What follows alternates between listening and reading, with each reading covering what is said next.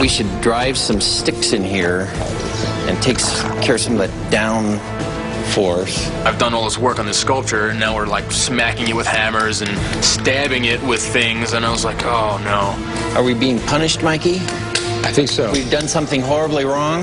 I think the gods of rock and roll are pissed at us. This doesn't look anything like Alice Cooper. That's not right. It would have taken me an hour to figure this out. That's just old-fashioned know-how and experience on Ed's part. I'm pretty worried about finishing this thing. It's pretty tight. It's not like, oh, I'm running out of time. I didn't really have the time to begin with. Mikey, we got to get this done. I mean, can you pull that off? Because it's not can, you have to. We got to get it done. I'll figure it out. Somehow, some way. All right, Mikey, stay strong. I'll be back. Work miracles. Yep. Mike had finally figured out a way that we could fold this box. We used piano hinges, it filled the hole, and it actually looks as good or maybe better than it would have. In addition, we've got some safety issues with this platform that the actor is going to stand on and his assistant that gets wheeled on stage. And if that tipped, not only would it be like this terrible rock moment, but it would be potentially dangerous for those guys. So how about the size of this? We all good with that as far as fitting two dudes in there? No, I'm not making that promise. Okay. Well, good. How you gonna put two people in there when... I'm telling you, Mike, this is not a problem. Why don't you go get that thing and put it on and you'll see. It's gonna be a lot tighter than you thought. All right, I'll go put the thing on, and we'll get in there together, and we'll try it out. Very concerned that two people won't fit into that box. That's a tight area. So the Frankenalice head gets put on top of this 6-foot Gordelor armature that the actor wears, and then we drape cloth over it to look like clothes.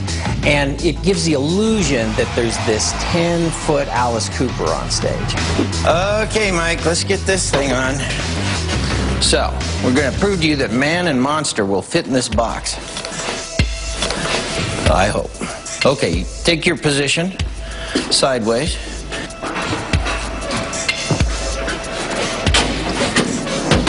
How about that?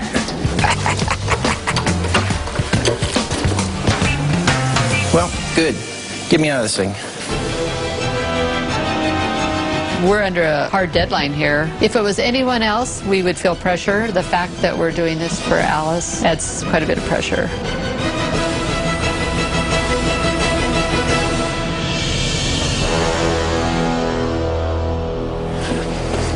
You're only halfway there. No, I know. No, it looks awesome. Wow. With all the problems we had, I'm amazed that he got it done in time. I'm happy with the finished sculpture. I really am. It was really fun, despite all the craziness and the time crunches. No, it's beautiful. Not only are we working on the Alice Cooper build, but we have to finish these 500 Frightronic characters for Morris Costumes. Grandma needs hair.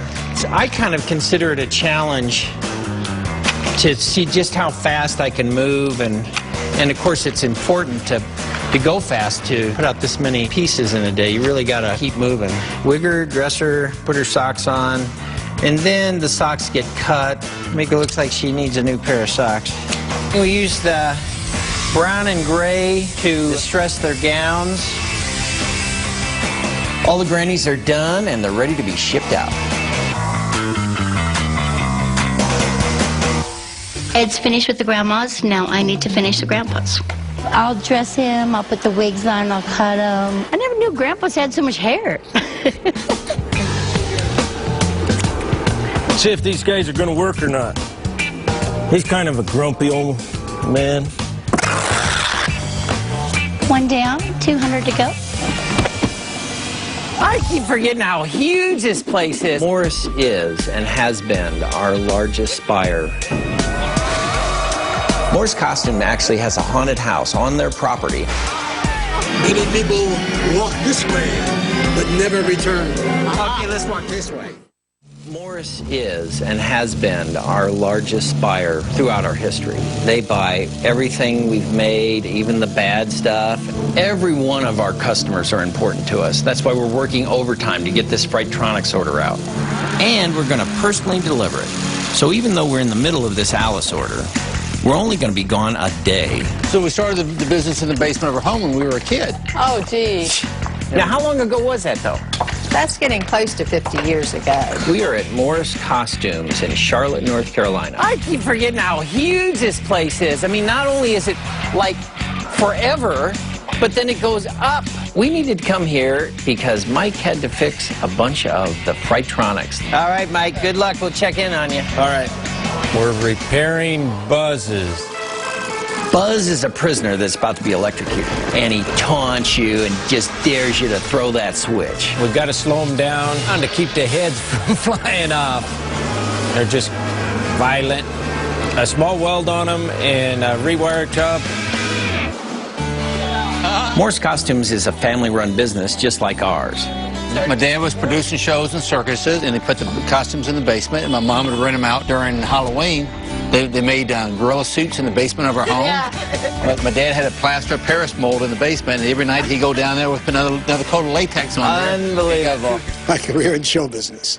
All facets of show business. Televisions, motion pictures, everything that you could possibly imagine. And then finally we got into the costume business. It has been very, very successful for this family. Now, what's it up to per day? At our peak, we hit it right at 15,000 orders a day. From the time the order comes to us, we ship the order in 4 hours. It's about 10 orders every minute going out the door, 24 hours a day, 7 days a week. What is in all these boxes, Scott? All these pallets that are wrapped, and there's a lot of them, these are actually Halloween store orders. They're all ready to go. Most of them are temporary Halloween stores. I can't believe all these boxes are for advance orders. We could sure learn a few things from Morris Costumes. Yeah, so Scott, how many of these boxes are full of Distortion's fine products? There's a lot of them.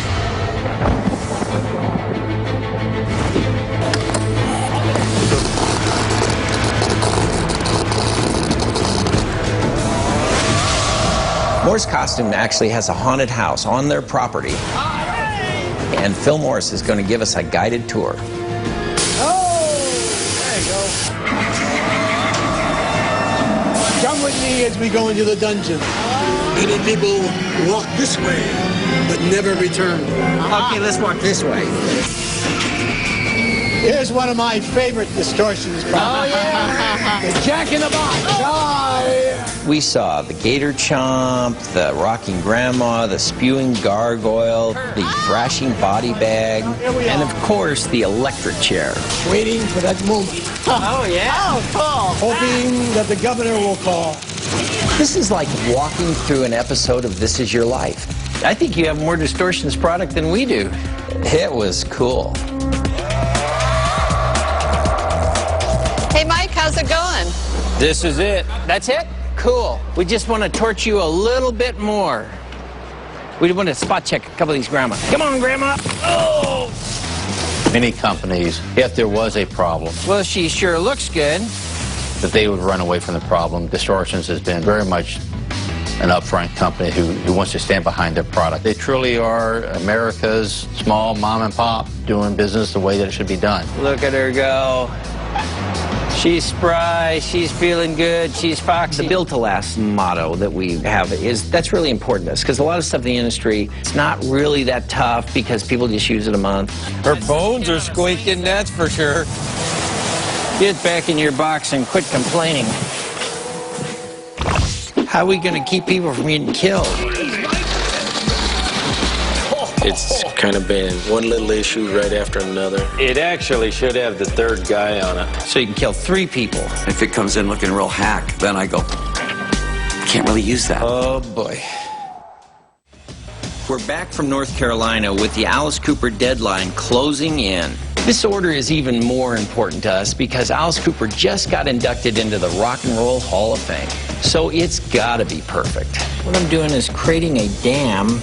The primary purpose of putting a dam on is to separate the plaster into 2 pieces. It keeps the front half and the back half separate. You can divide the 2 halves and you've got a good 2-piece mold. I'm sure there's been better dams been made, but I don't know when and by who. When we finish the sculpture, we like to coat it with spray paint because the spray paint makes a barrier between the clay and the plaster, because the plaster actually can slightly absorb into the clay, and you lose a lot of detail that way. After completing the dam, Mondo and I are going to cover the sculpture with plaster. If we don't get this on there fast enough and it turns into a rock, this mold will be ruined and I will be drinking.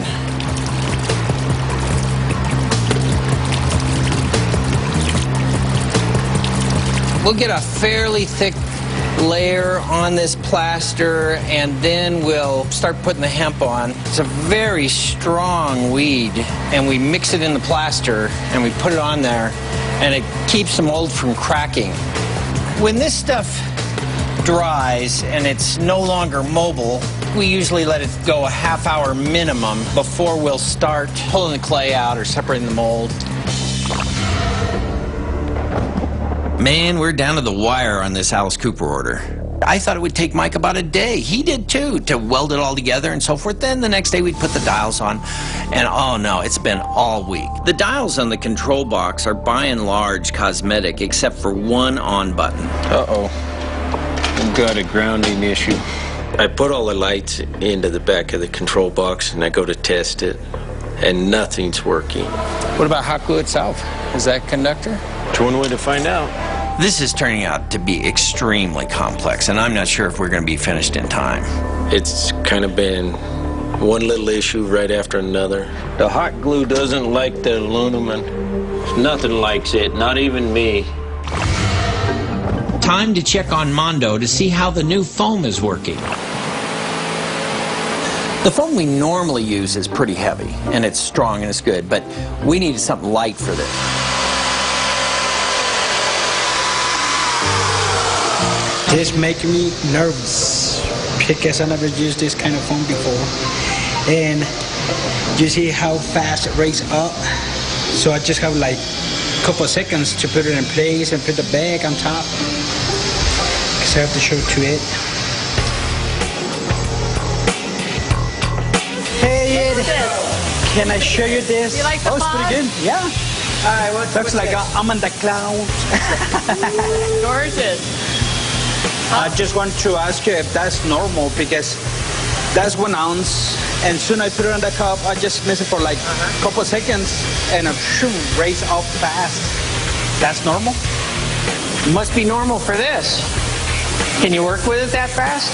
I can try. Well, I've got this great lightweight foam, but it just sets like a rocket. I mean, you just barely start mixing and it just starts coming out. The foam holds the shape of the mask, and we use the light foam to keep it from being too heavy for the actor. Jeez, that is fast. Oh, man. Man, that stuff's crazy. Hurry, Mondo. We'll pay you double time when you're working with that foam. But it seems to be working good, so it's light. It's the last day, and people are winding stuff up.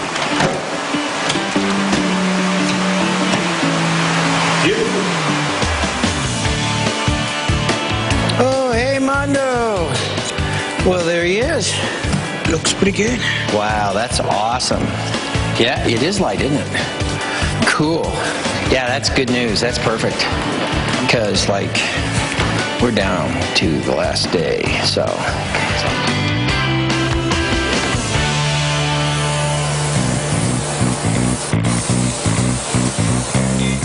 Now the pressure's on me to get all this stuff painted. I like working on new stuff that hasn't been done before, because it's kind of like you're bringing it to life and stuff, but the fun is gone after about 7 o'clock or so. Now it's just a grind. The paint's dry on Frank and Alice, and it's time to put the hair on, and I'm going to have Marcia help me on that, because women are better at that sort of thing. You just keep handing me hunks, and we'll stick them on. Now it's time to test the box. I think we can fold the 2 boxes down into the 5 feet by 4 feet by 14